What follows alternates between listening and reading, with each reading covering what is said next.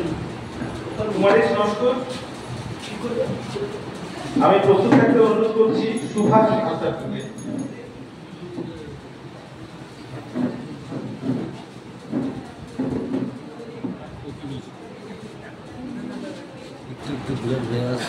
উপস্থিত সবাইকে এক গ্লাস শুভেচ্ছা এবং মাতৃশক্তিকে নমস্কার জানিয়ে স্বরচিত ছড়া কবিতা প্রচলিত একটি গল্পকে মনে রেখে আমার এই ছড়া।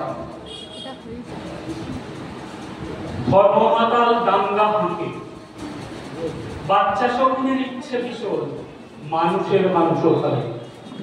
বাবা মায়ের চিন্তা এখন মাংস কোথায় পাবে। শকুন রানী শুধোয় ওগো চিন্তা কিসে, উপায় আছে, বাতাসেরও কান রয়েছে, এসো আমার কাছে। রাতের বেলা দুজন মিলে চুক্তি করে শেষে বলল বাচ্চা মাংস পাবি, বাচ্চা দিল হেসে। দুটুকরো মাংস মুখে দুজন শকুন গেল একজন হিন্দু পাড়ায়, আর রানী গেল ভীষণ চালাক, সে গেল মোল্লা পাড়ায়। রটল কথা মুখে মুখে, মন্দিরে দিয়ে ফেলেছে গো মাংস আজ। শেয়ানা বামুন বলল পেশে এ তো মুসলমানের কাজ। এই রকম মসজিদেও লোক জমেছে মস্ত, ইমাম হাঁকে হিঁদু একা, ছি ছি এ যে শুয়োরেরই গোস্ত। লাঠি সোটা নিয়ে ছাপিয়ে পড়ল সবাই, হিঁদু বলে মার বেটাদের, মোল্লা চাচায় করবো জবাই। শুরু হলো দাঙ্গা ভীষণ, ওরা সব হিন্দু মুসলমান, লাঠি সোটা তলোয়ারে ছড়লো কত প্রাণ। এ গল্পটা সবার জানা, এভাবেই দাঙ্গা বাঁধে মসজিদে আল্লাহ রসুল, মন্দিরেতে রাধে রাধে। রামধনু হয় রংধনু, পানি আর জল আমাদেরই প্রাণ, একই গাছে দুটি ফুল, হিন্দু মুসলমান। রাষ্ট্র যখন রক্ত চায় কে বাঁচাবে সম্প্রীতি, নীতিভ্রষ্ট রাজা রানী করবে ভেবে পায় রাখি। স্বার্থ সিদ্ধি যুগে যুগে আমজনতা হয় করি, ধর্ম মাতাল মানুষ বলে এটাই আসল করি। নমস্কার।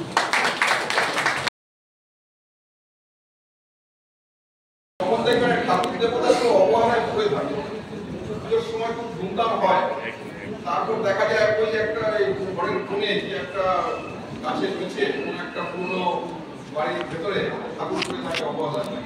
সেগুলো আমাকে পীড়িত করে, ব্যথাও দেয়, ভালো লাগে, আলাদা করে আছে। কিছু লোক আবার সেই ঠাকুরকে আলোচনা করে, সেই নিয়ে আমার মনে একটা অনুভূতি সৃষ্টি হয়েছিল। সেই নিয়ে একটা ছোট্ট কবিতা, এটা বাসে যেতে যেতে আমি আমার মনে হয়েছিল লিখেছি। এটার নাম যাত্রা পথ। বাসে যে মেয়েটি আমার পাশে এসে বসে, জানালার ঘরের আসন ধরে করে এই আসা যাবে বহু। এইখানে কর্তা পাকা পথ গায়ের ভিতর, পথের ঘরে ছোট চাল, ভিতরে আছেন ঠাকুর বড় নিশ্চিন্ত।